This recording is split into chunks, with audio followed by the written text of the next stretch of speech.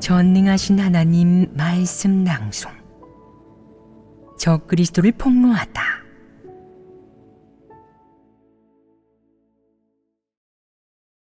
제15조.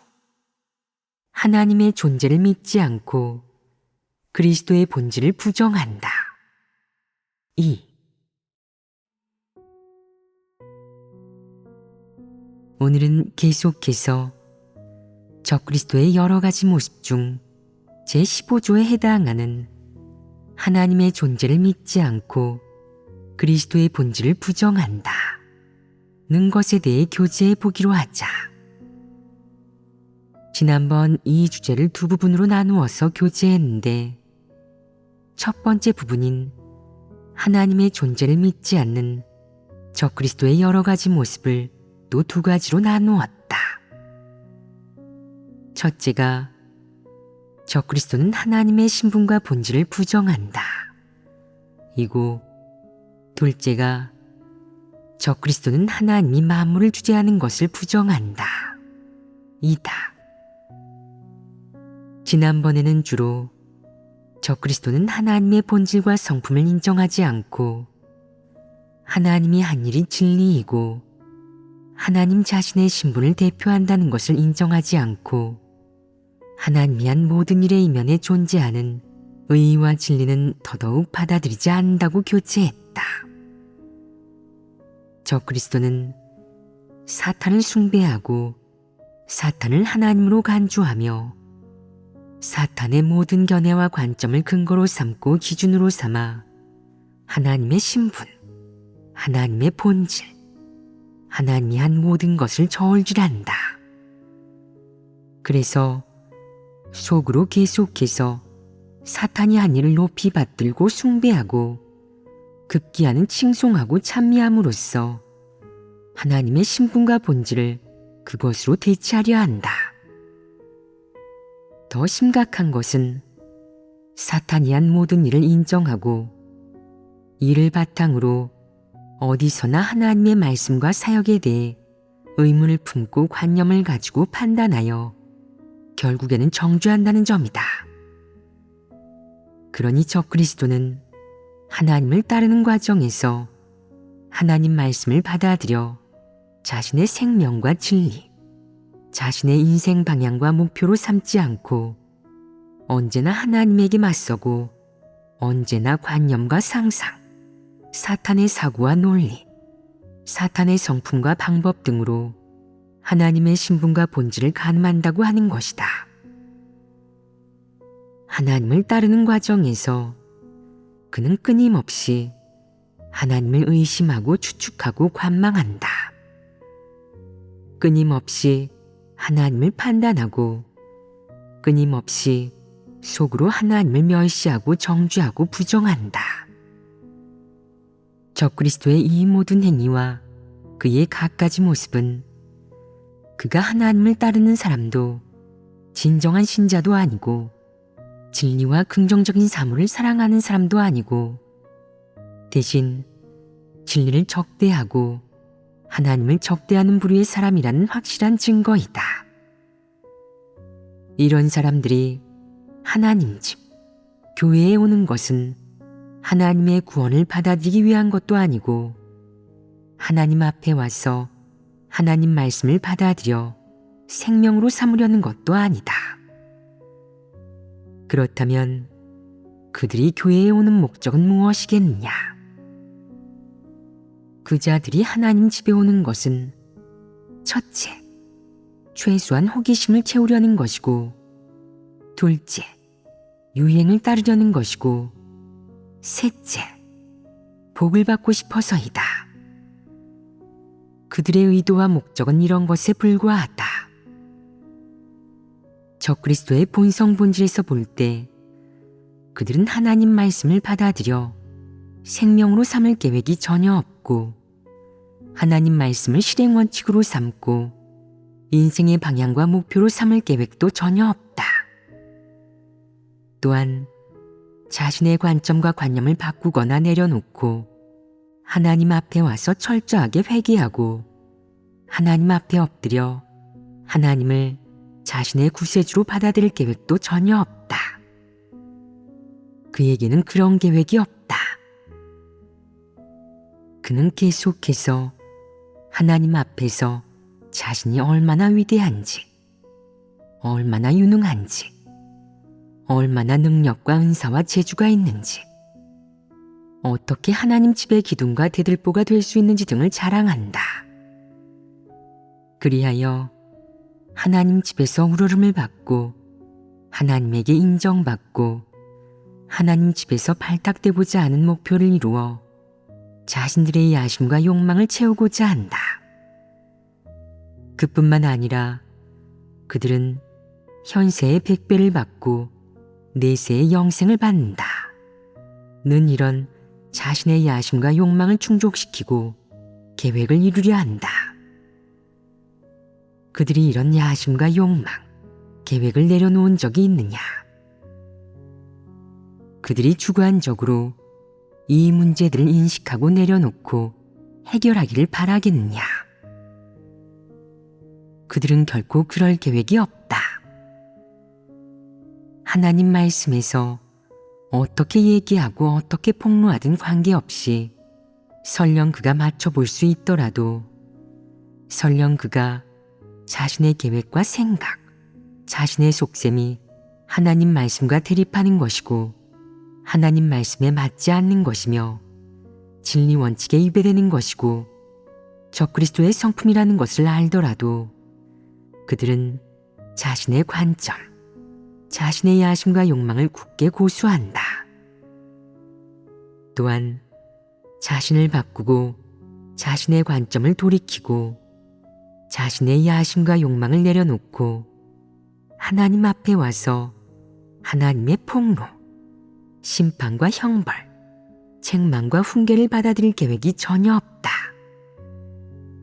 이런 사람들은 내면이 강팍할 뿐만 아니라 교만하고 잘난치 않은데 어처구니 없이 교만하다. 아울러 그들은 속으로 하나님 입에서 나온 모든 말씀을 깊이 싫어하고 증오하고 하나님이 폐괴된 인류의 본성 본질과 각종 폐괴의 성품에 대해 폭로한 것을 증오한다. 그들은 아무 까닭 없이 하나님과 진리를 증오하며 심지어 진리를 추구하는 사람과 하나님이 좋아하는 사람도 증오한다. 이것은 적그리스도 부류의 성품이 확실히 사악하다는 것을 보여주고도 남는다. 하나님에 대한, 진리에 대한 그들의 근거 없는 미움과 적대시, 반발, 판단, 부정 또한 적그리스도 부류가 확실히 흉악한 성품을 지니고 있다는 것을 보여준다. 적그리스도의 각종 성품은 폐괴된 인간 사이에서는 전형적인 것이며 그의 여러 성품은 그 어떤 보통의 폐괴된 인간보다 훨씬 더 심각하다. 하나님이 인류의 폐괴의 성품을 아무리 깊고 자세하게 폭로해도 적그리스도는 그저 부정하고 거부하며 그것이 진리이고 하나님이 한 일이라는 것을 받아들이지 않는다. 그는 오로지 사람이 충분히 악하고 모질고 사악하고 독하고 악랄해야만 마지막에는 굳게 설 수 있고 이 사회와 사악한 조류 속에서 독자적인 자리에 서며 끝까지 설 수 있다고 인정하고 믿는다. 이것이 바로 적그리스도의 논리이다. 따라서 적그리스도는 하나님의 공의롭고 거룩한 본질, 하나님의 신실함, 하나님의 전능함과 같은 이런 긍정적인 사물을 적대시하고 증오한다. 사람들이 아무리 하나님의 신분과 본질, 하나님이 한 모든 일을 증거해도 그 증거가 아무리 구체적이고 진실해도 적그리스도는 그것을 하나님이 한 일로 받아들이지 않고 인정하지 않는다. 그는 그 안에 구할 만한 진리가 있다고 인정하지 않고 그것이 인류가 하나님을 인식하는 최고의 교제, 최고의 증거라고 인정하지 않는다. 그러나 사탄이 알게 모르게 하는 사소한 일에도 적그리스도는 속으로 감탄을 금치 못한다. 사탄이 하는 일이라면 그것이 인류 사이에서 존귀하게 여겨지든 비천하게 여겨지든 적그리스도는 무조건 받아들이고 믿고 숭배하고 추종한다. 그런데 유독 적그리스도 부류에게 한 가지 마음에 걸리는 일이 있다. 부처가 자신이 사람을 극락세계로 제도할 수 있다고 말했는데 이에 적그리스도는 생각한다. 이 극락세계는 하나님이 말씀하시는 천국이나 천당보다 한 단계 낮아서 그다지 이상적인 것 같지 않군. 비록 사탄은 만능이어서 사람에게 무한한 이익을 가져다 주고 사람의 온갖 야심과 욕망을 채워줄 수 있다지만 유독 사람이 천국으로 들어가 영생을 얻게 해주겠다는 약속은 줄 수 없단 말이야. 사탄은 감히 이런 말을 하지 못하고 이런 일도 하지 못해. 적그리스도는 속으로 그것이 참 알 수 없는 일이고 또 가장 아쉬운 일이라고 생각한다. 따라서 그는 마지못해 하나님을 따르면서 동시에 여전히 자신이 어떻게 하면 더 큰 복을 얻을 수 있을지, 자신의 욕망과 야심을 채워줄 수 있는 존재가 누구인지를 고민한다. 그는 계속해서 저울질하다가 어쩔 수 없이 타협해 하나님 집에 몸을 의탁한다. 이런 모습을 볼 때 적그리스도가 하나님을 대하는 태도와 관점은 과연 무엇이냐? 참된 믿음이 눈꽃만큼이라도 있느냐? 하나님에게 참된 믿음이 있느냐? 하나님의 행사를 조금이라도 인정하느냐?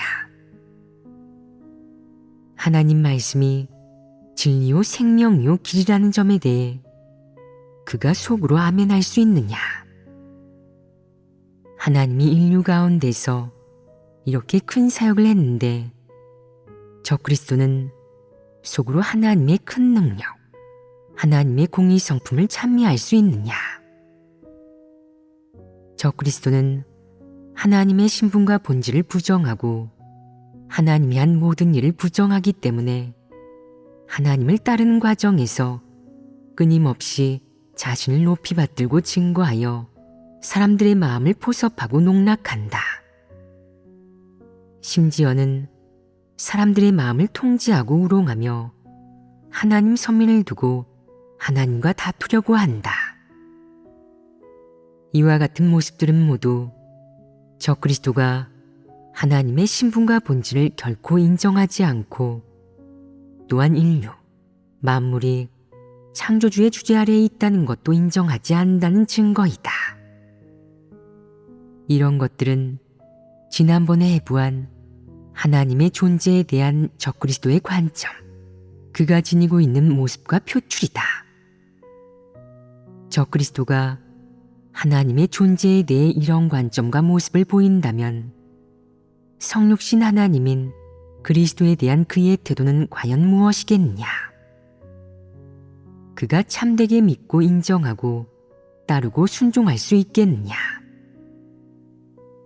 적그리스도가 하나님의 존재를 대하는 일에서 볼 때 그가 하나님의 영에 대해 이런 태도를 지니고 있다면 말할 필요도 없이 하나님이 입은 육신을 대하는 그의 태도는 하나님의 영을 대하는 태도에 비해 더욱 가증스러울 수밖에 없고 더 뚜렷하고 심각하게 나타날 수밖에 없다. 2. 적그리스도는 그리스도의 본질을 부정한다. 오늘은 적그리스도가 하나님의 존재를 믿지 않는다는 전제하에 하나님이 입은 육신인 그리스도를 어떻게 대하는지 교제해 보겠다. 적그리스도가 하나님의 존재를 믿지 않는 것은 누구나 아는 사실이다. 이렇게 교제하고 폭로하고 해부한 후 너희는 적그리스도 부류의 성품과 모습을 구체적으로 인식하게 되었느냐? 적그리스도 부류가 하나님이 성육신하여 한 사역, 혹은 하나님이 성육신했다는 사실을 받아들이고 말고를 떠나 그는 사실상 하나님의 존재를 부정한다. 그렇다면 이들 부리는 과연 어떤 사람이냐? 정확히 말하면 투기하러 온 불신파이자 바리새인이다. 어떤 이는 겉보기에도 악인이 분명하고 어떤 이는 겉으로 볼 때는 겸손하고 행동거지도 우아하고 단정하고 고상한데 이런 자는 전형적인 바리새인이다. 외형적으로 악한 부류, 외형적으로는 악하지 않고 경건한 부류, 이 두 부류가 만약 하나님의 존재를 전혀 믿지 않는다면 그들이 바로 불신파라고 할 수 있지 않느냐. 불신파의 경우 그들이 그리스도를 대하는 관점과 태도에는 또 어떤 것들이 있는지, 그리스도의 여러 가지 면을 대하는 모습에는 또 어떤 것들이 있는지, 이런 모습 가운데서 적그리스도의 본질을 어떻게 인식하는지, 이것이 바로 우리가 오늘 교제하려는 내용이다. 1. 적그리스도는 그리스도의 출신을 어떻게 대하는가? 그리스도라는 이 특수한 신분을 지닌 보통 사람에 대해 통상적으로 사람들이 가장 관심을 갖는 것은 무엇이냐? 우선 많은 이들이 그의 출신은 과연 어떻게 되는지에 관심을 보이지 않겠느냐? 이것이 사람들 관심의 초점이다. 그렇다면 적그리스도가 그리스도의 출신을 어떻게 대하는가 하는 문제부터 교제해보자. 이 방면에 대한 교제를 시작하기 전에 먼저 하나님이 성육신할 때 육신 출신의 여러 면을 어떻게 계획했는지 이것부터 교제해보겠다. 다들 알다시피 은혜 시대에 그리스도는 성령으로 잉태되어 동정녀의 몸에서 태어났다. 그가 태어난 가정은 지극히 평범하고 일반적인 가정이었는데 지금 말로 하면 평범한 서민 가정이었다. 부잣집이나 관리 집안, 배경 좋은 가문도 아니었다. 심지어 예수는 말구유에서 태어났는데 이 점은 너무나 뜬금없고 사람의 상상을 뛰어넘었다. 첫 번째로 성육신한 하나님의 출신에 관계된 여러 면을 보면 성육신 하나님이 태어난 가정은 매우 평범했다. 어머니 마리아 역시 평범한 사람으로 사람들 사이에서 출중한 인물도 아니었고 특별한 능력이 있다든가 비범하고 특수한 재능을 가진 사람도 아니었다. 하지만 한 가지 얘기할 가치가 있는 것은 그녀가 불신파나 이방인이 아닌 하나님을 따르는 사람이었다는 점이며 이것은 아주 중요하다. 마리아의 남편 요셉은 목수였다. 목수는 수공업자로 수입은 보통이었으나 부자가 아니었기에 여윳돈이 그렇게 많지 않았다. 생활은 가난하다고는 할 수 없고 그럭저럭 사는 정도였다. 예수가 태어난 이런 가정은 지금 사람의 수입과 생활 수준으로 가늠해보면 간신히 중상계급에 들어갈 수 있겠다. 이런 가정은 인류 사이에서 고귀한 편이냐, 미천한 편이냐? 미천한 편입니다. 그러니 예수가 태어난 가정은 명문가나 부유하고 이름 높은 집안도 아니었고 요즘 말하는 럭셔리하고 고급스러운 집안이라고는 더더욱 할 수 없었다. 일반적으로 부잣집이나 지위 있는 집안 아이는 밖에 나가면 사람들이 주의를 애워싸며 옹리해 주지만 예수가 태어난 가정은 이와는 정반대였다.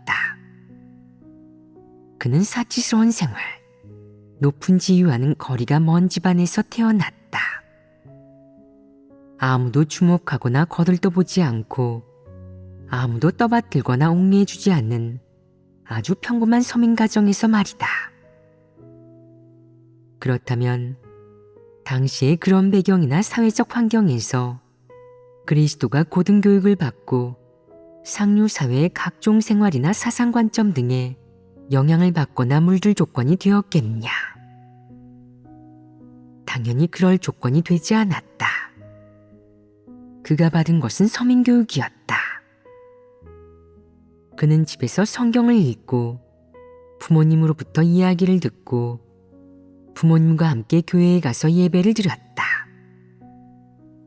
여러 가지로 볼 때 예수의 출신과 성장 배경은 대단할 것이 없고 사람들이 상상하듯 고귀한 배경도 아니었다.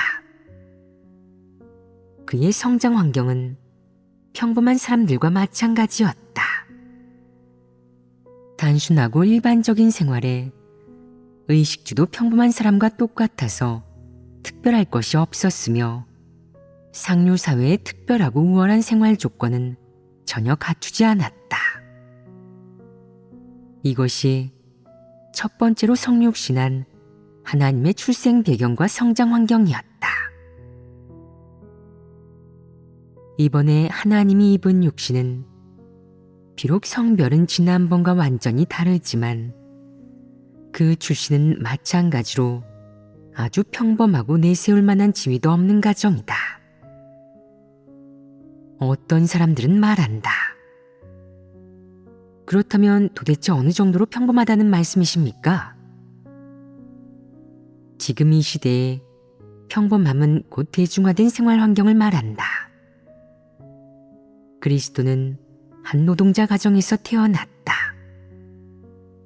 즉, 급여로 생활하며 그럭저럭 사는 수준이었고 부잣집처럼 그렇게 여유 있는 집은 아니었다.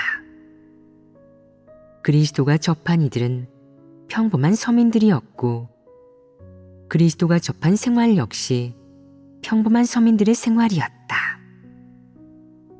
이런 환경에서 생활하면서 별로 특별한 게 없었다. 일반적으로 노동자 가정의 자녀가 악기나 바둑, 서예, 그림을 배울 조건이 되느냐? 상류 사회에서 유행하는 여러 가지 관점을 접할 기회가 있느냐? 여러 가지 기회를 배울 조건도 되지 않을 뿐만 아니라 상류 사회의 사람과 일, 사물을 접할 기회는 더더욱 없다.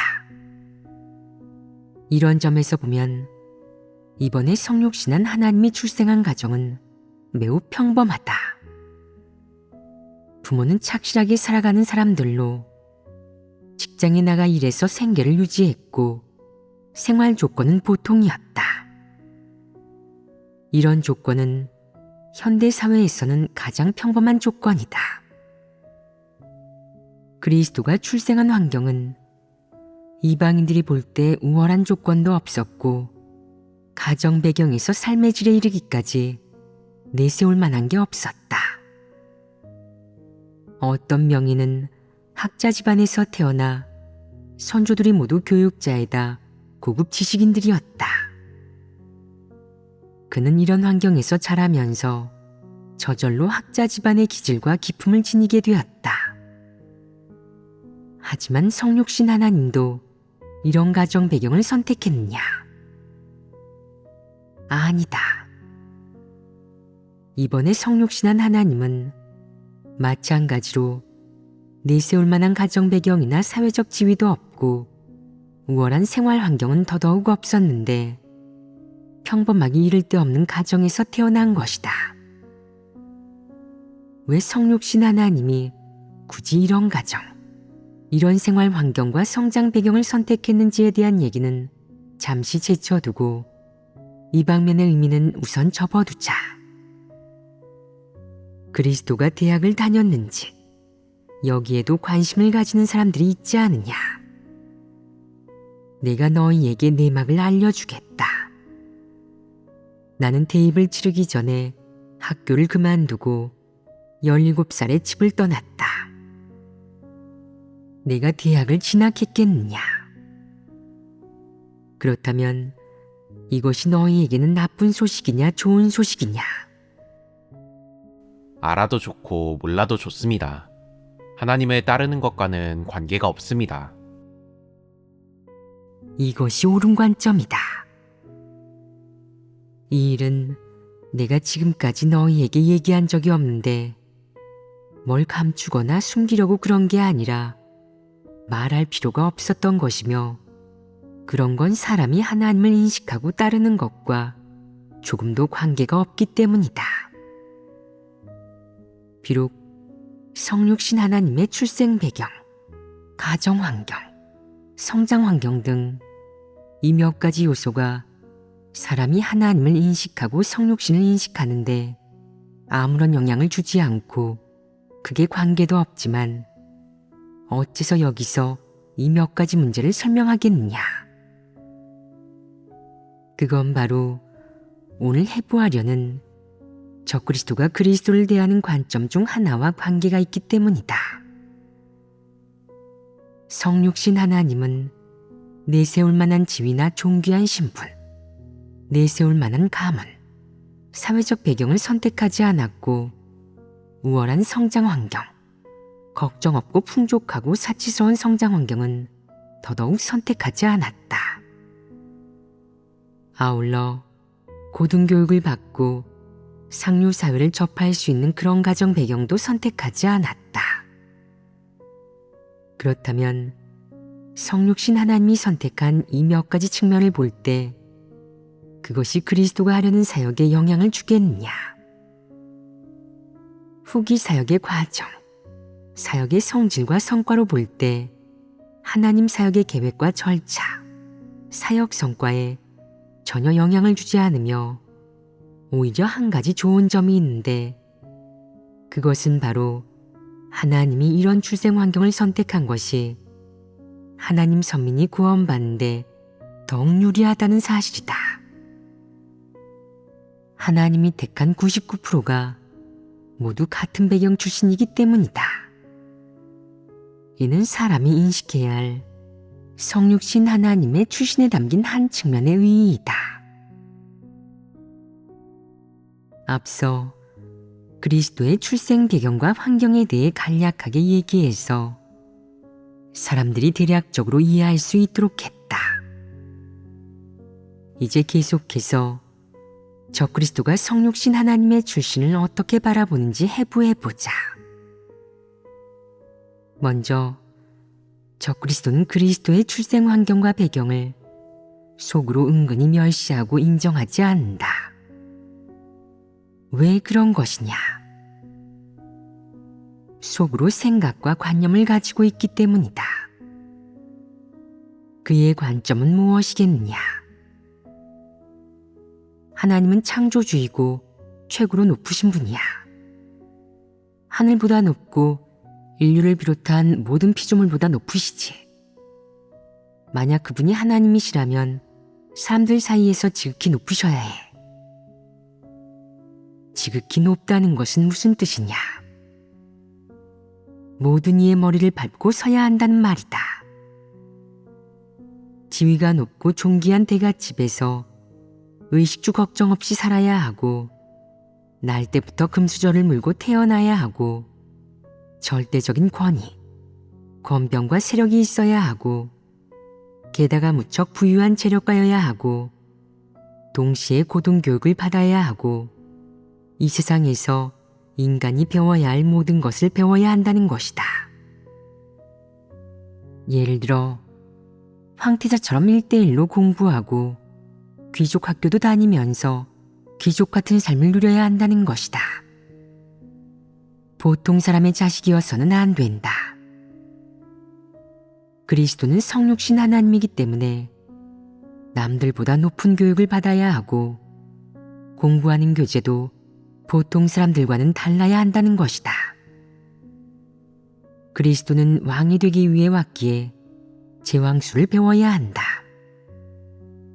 인류를 어떻게 다스리고 지배하는지 공부하고 36개를 배우고 또한 여러 가지 언어와 악기, 바둑, 서예, 그림을 배워야 한다.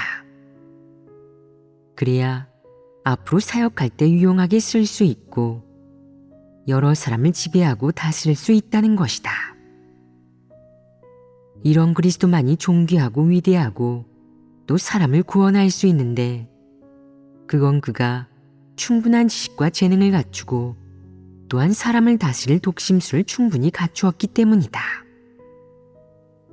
적그리스도는 성육신 하나님의 출신에 대해 이런 관념을 가지고 있으며 이런 관념을 품은 채 성육신 하나님을 받아들인다. 무엇보다도 그는 자신의 관념을 내려놓고 하나님이 한 일을 다시 인식하고 이해하지 않는다.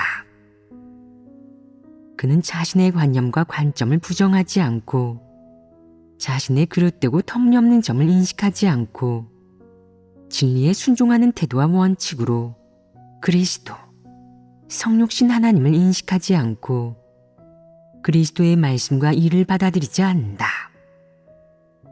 그는 자신의 관점과 관념으로 그리스도가 하는 모든 말씀을 판단한다. 그리스도가 한 이 말씀은 논리에 맞지 않고 저 말씀은 단어 사용이 부적절하고 문법상으로도 잘못됐어. 딱 보니 그리스도는 교육 수준이 높지 않아. 저렇게 얘기하는 것은 평범한 백성들이 하는 말 아닌가? 그리스도가 어떻게 저렇게 말씀하실 수 있지? 그리스도를 탓할 수도 없지. 사실 그분도 존귀하고 싶고 사람들에게 우러름을 받고 싶지만 방법이 없는 거야. 태어난 가정이 좋지 않으니까. 부모가 그저 평범한 사람들인데 아무래도 부모의 영향을 받겠지. 하나님이 어떻게 이렇게 하실 수 있지? 그리스도의 말과 행동은 보기에 그다지 왜 우아하고 고귀하지 않지? 어째서 사회에 지적이고 고상한 사람들, 상류사회의 공주나 왕자와 같은 언행이 없지?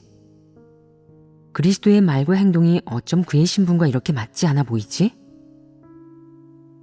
적그리스도는 이런 관점과 관망적인 시선으로 그리스도를 바라보고 그리스도가 하는 말, 그리스도가 하는 모든 일을 바라보고 그리스도가 사람을 대하는 방식과 그리스도의 언행을 바라본다.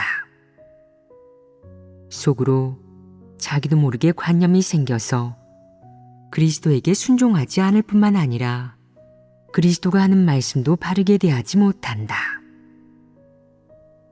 그는 말한다. 이렇게 평범한 분, 이렇게 보잘것없는 분이 제 구세주가 되실 수 있을까요? 저를 축복해 주실 수 있을까요? 제가 이분에게서 어떤 이득을 얻을 수 있을까요? 제 바람과 소망이 실현될 수 있을까요? 이분은 너무 평범해서 하찮게 보일 정도예요. 적그리스도는 그리스도가 평범하고 일반적이라고 느껴질수록 그리스도가 너무 정상적이라고 느껴질수록 속으로 자신이 높고 크고 존귀하다고 생각한다. 그러면서 몇몇 적그리스도들은 비교하기 시작한다. 보아하니 나이도 어리고 잘 꾸밀 줄도 모르시네. 사람들이랑 얘기할 줄도 모르고 남들하고 말할 때 넘겨짚는 말도 할 줄 모르고 왜 고지고대로 말하지? 당신이 말씀하는 것이 왜 하나님답지가 않지? 어떤 점이 당신이 하나님임을 보여주지? 당신이 하는 일, 당신의 언행, 당신의 차림새가 어디가 하나님다운가? 내가 볼 땐 닮은 데가 전혀 없어. 그리스도는 당연히 고등교육을 받아야 하고 성경을 줄줄 외우고 언변이 뛰어나야 하는데 당신은 늘 했던 말을 반복하고 어떤 때는 단어 사용도 부적절해. 적그리스도 부류는 그리스도를 수년간 따르고도 속으로 하나님의 말씀, 진리를 받아들이지 않는 것은 물론 그리스도가 성육신 하나님이라는 사실을 받아들이지도 않는다. 이는 곧 그리스도를 자신의 구세주로 받아들이지 않고 오히려 성육신 하나님인 이 평범하기 그지없는 사람을 속으로 더욱 멸시한다는 뜻이다.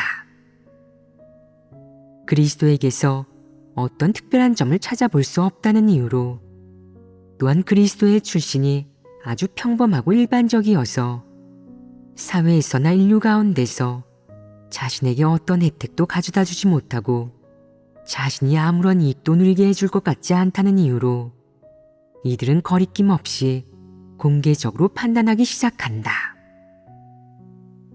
당신은 누구누구 집 자식이잖아요? 내가 당신을 판단하는 게 어때서요?